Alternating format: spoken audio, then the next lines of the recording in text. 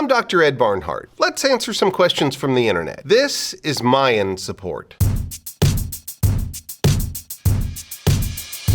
At Bill Wren Music asks, why did the Mayans tie boards to their babies' heads? The Maya put boards on their babies' heads to shape their skull. Babies' heads are very soft, and they put those boards on there so it would elongate towards the top. We believe that what they were trying to do is make the skull look more like a husk of corn, because the Maya, of course, were corn people. Only elite people were allowed to squeeze their babies' heads this way. And in public, a head and an adult that looked like more pointed, that meant overtly that that person was of high status. I've always thought to myself, there must have been Maya peasant people who were squeezing their kid's head on the sly and just saying, I don't know, he just grew like that. He looks like he's going places, doesn't he? At SSJ Sergio says, I appreciate the indigenous representation in Black Panther, but Kukulkan, a literal Mayan deity, taking a big L from a 19-year-old girl? Well, come on. He could have taken her. He let her go. That's what heroes really do. Kukulkan is the Maya word for Quetzalcoatl, or the feathered serpent, and his costuming was straight on. But Kukulkan was known not just for his power, but for his wisdom, his grace, and his good governance. This character was right on the money, and I can say that my Maya friends liked him very much, so he hit the mark with real Maya people as well. At Astronomy asks, why did the Mayans make their calendar look like an Oreo? Right off the bat, that's not even the Mayan calendar. That's the Aztec calendar stone, also called the Aztec cosmology stone. The Maya also had that 260-day calendar that we see on the Aztec calendar Oreo. Now you might be wondering, why 260 days? 260 days is 9 months. It's the human gestation period. It's our first cycle from conception to birth. No other civilization on the planet did this, and I think it's a particularly beautiful and unique to humans cycle. The Maya did make the most elaborate calendar system in the ancient world. They used typically 5 different cycles just to tell you what day it is. They tell us the lunar cycle. They were definitely obsessed with time. One of the original archaeologists in the area, J. Eric Thompson, said they're just esoteric time worshippers, because clearly the texts were mostly about cycles of time. At Nick Bloom asks, what was the first ever clothing trend? Maybe Mayan sandals. I bet those shits were hot back in the day. Well, they did make some pretty cool sandals, it's true. We can see them on ceramic vessels like this. This guy right here, they've got this nice treatment on the top. His whole wardrobe is great. He's got a jade skirt. It's got this hatch pattern. They wear tunics. The Maya had style. At Superpower Armor asks, anyone else pissed that the Mayans were wrong and the world didn't end in 2012? Not me personally. I like still being here. It turns out that the Maya are talking about a start day of their calendar at the year 3114 BC, specifically August 13th. They say it's the last day of the third creation and the beginning of the fourth creation. So if we do the math, and like the odometer in your car, the last time the calendar switched and reset, we move our odometer forward from 3114 BC and we get to the year 2012, specifically December 21st. That's where we get that 2012 thing. For people like myself that pore through texts related to the Maya calendar, there are a few key texts that make it clear it's not going to be in 2012, it's going to be in the year 4772. At Tiger Woods Sucks asks, how are the Maya and the Aztecs alike? Well, the Maya and the Aztec do share a lot of similarities. The Aztecs were an empire. The Maya were independent city-states. The Aztecs were very much focused on conquest, warfare, and sacrifice. The Maya really didn't do that much sacrificing. They did auto-sacrificing. The kings would actually bloodlet themselves in public public as an act of protection of the people and to please the gods. At Dogs Move Silent asks, what did the Maya do for fun? They had a sport they adored. We just call it the Maya ball game. Some people call it polka toke. We can thank the Maya for making rubber, but they didn't make it for elastic in their underwear. They made it to play the game. They made balls just like this. I made this ball out of the latex from rubber trees and the sulfur from morning glory seeds. They would use balls much bigger than this, and they built actual sports courts. From above, they kind of look like a capital I. So they had a lane running down the middle of them, and there was a center line and then two out of bounds places. And teams would face off at the center line and bounce these hard kind of giant super balls up on a sloping wall back and forth, kind of like tennis goes or volleyball. The trick was they could not touch it with their hands or their feet. They had to use their hips or their chest. Some versions of the ball court also had rings on either side. And if you get it through the ring, that's it, game over. So 3,500 years ago is when this game began. By the time they got to the Aztecs, each Aztec city had their own football team, like the Chiefs or the Dallas Cowboys. Sometimes when two cities were arguing, instead of going to war, they could settle it through a ball game. They had big crowds that would watch, and especially rich people would be able to sit up close, and it was their job to throw out things like treasures, jewelry, things that were gifts to the winning team. If a rich person tried to sneak out just before the game ended, the team had the right to run them down, tackle them, and take their jewelry off of them. It's not true that the winners of the Maya ball game were sacrificed. You'd have a pretty hard time coming up with good players. At Terrace West asks, so who got sacrificed to the Mayan gods? It was mostly people that were warriors captured in some sort of ceremonial battle. They'd go to these little wars that were kind of elites against elites. They'd stab them in the leg and they'd drag them back to sacrifice them up on top of a temple. The Aztecs sacrificed almost anybody. At MDV Nasser asks, did a young schoolboy really find a lost Mayan city or just a field? A boy in Canada, about 16 years old, was using maps and Maya codices, and he identified what he believed to be a Maya city.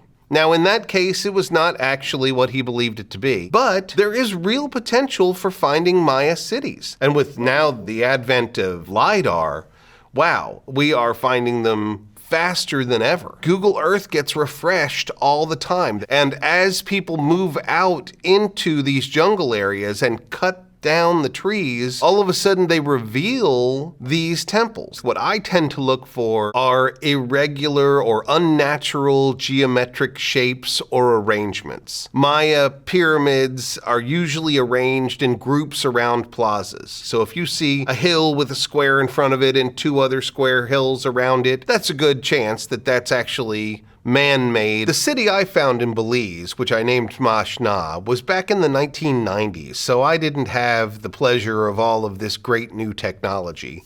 I used a topography map, looked at the area, and said to myself, if I was a Maya, where would I want to live? So I looked for the tallest mountain in the area. When I found that, I saw two little mountains right next to it, and I said, right off the bat, in my apartment in Austin, Texas, if I was a Maya, I would build a city there. And 2 years later, after hacking out there with a crew and machetes, I was right. There I was, standing on top of a 70-foot tall pyramid, looking down into a plaza with a ball court. It was something that I really just didn't ever think was going to happen to me, because I was only 25, and this was supposed to be my life goal. In some ways, I stood on top of that temple and said, well, God, what am I going to do now? At Wayward Jim asks, so for at least the Mayans, money really did grow on trees. You're referring to cacao, of course, chocolate beans. And yes, the Maya did use them as at least standard in their barter system. They're easy to dry and transport, they're small. By the time the Aztecs were using it as a currency, there was also a counterfeit ring. There were people that were making little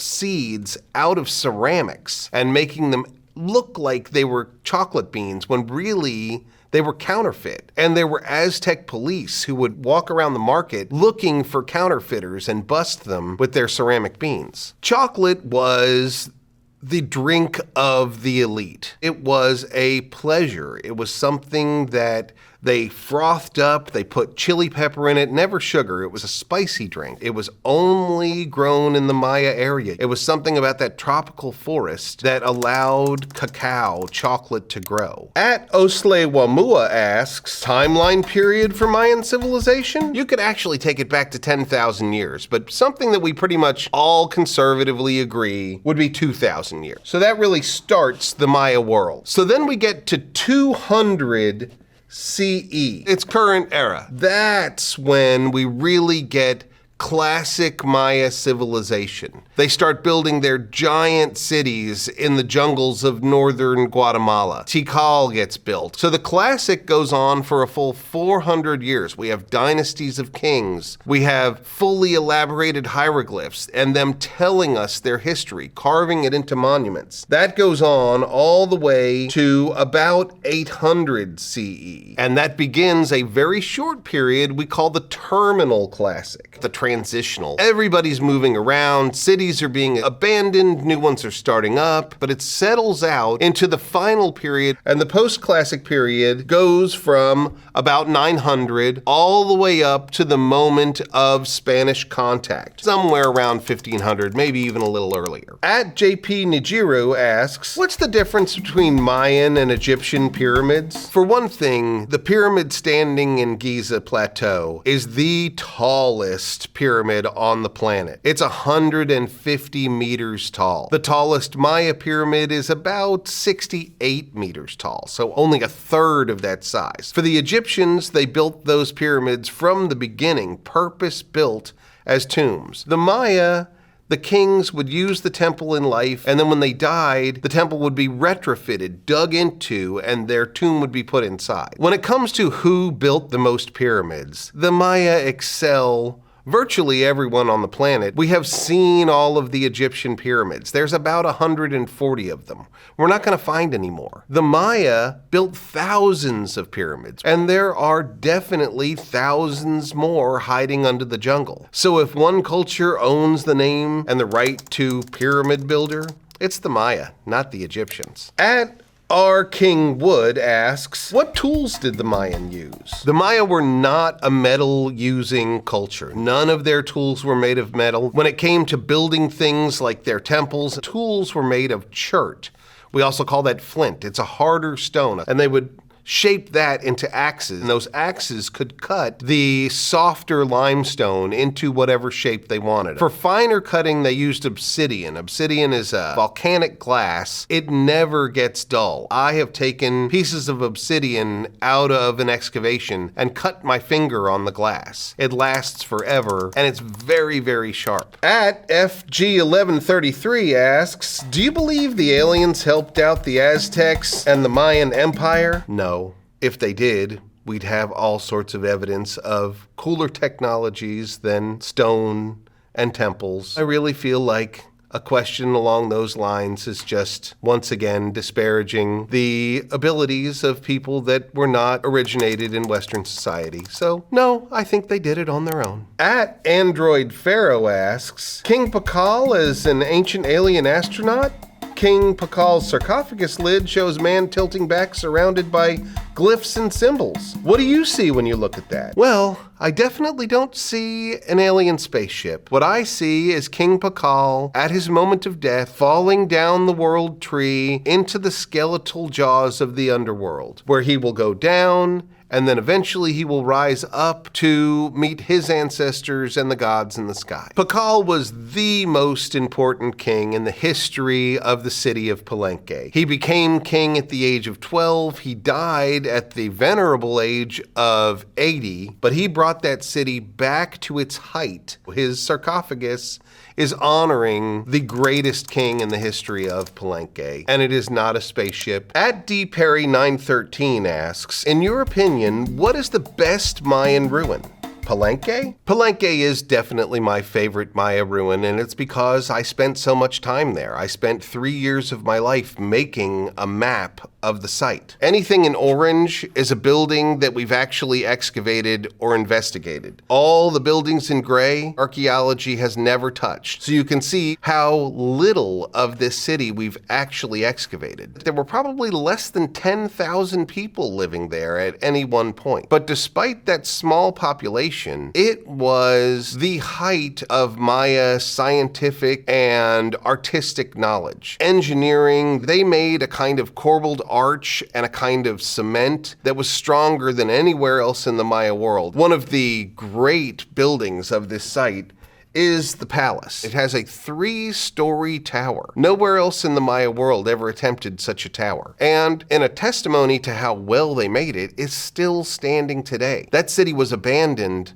1,200 years ago, and yet the tower lasted through all those rainy seasons. It has not settled more than 2 centimeters in 1,000 years. At Ross Sandylands asks, did any indigenous peoples in North America have any type of writing like the Mayan people developed? Yes, there were certainly other writing scripts, especially in Mesoamerica, the Zapotecs, the Olmecs, but no one did it like the Maya. The distinguishing characteristic of Mayan writing is that it reflects the spoken word. There are actually symbols that mean sounds. This is one section of one page of one of our 4 surviving Maya books. Their writing system was one of only 4 in the entire history of the world that was an original writing system. We have Mesopotamian, which is cuneiform. We have Egyptian, Chinese script. Those are our 4. But the Maya distinguished themselves in all of the Americas as the only civilization that did it on this side of the world. Each one of these glyphs is a word, and it's broken up usually into syllables. The first symbol here that kind of looks like a comb, that's the word u. Here, these top say ma. This says ka. So they're both vowel syllable combinations. So u ma ka spells Umak, which is his burial. This is the death god. These are telling us whether it's a good day or a bad day to do something. Is it a good day to plant my corn, or is it a bad day? And this first glyph here that says Umak, his burial, that's a kind of a Maya colloquialism to say, no, it's a bad day to do that. And the bars and dots here are the different days. These are day names, and they take a long strip of bark off of a tree, and then they fold it like an accordion. Then they'll paint that with limestone paste and stucco. They open the whole thing up, and maybe a book is 10 feet long. They flip it over, and they read the whole other side, and then they accordion it up and they put it back in their bags. At Trish King 6 asks, what does Mayan sound like? We have the great benefit of having millions of Maya people still speaking their language on the planet. The biggest of those language groups is Yucatec Maya, and there are about 5 million people that speak Yucatec. If you wanted to hear a good example of it, I'd recommend the somewhat dubious movie Apocalypto. Here's some of it right here. They actually made the effort to have the actors speak actual Maya. There are a number of sounds that they'll make that have a stop at the end of it. TZ apostrophe, and that's tz.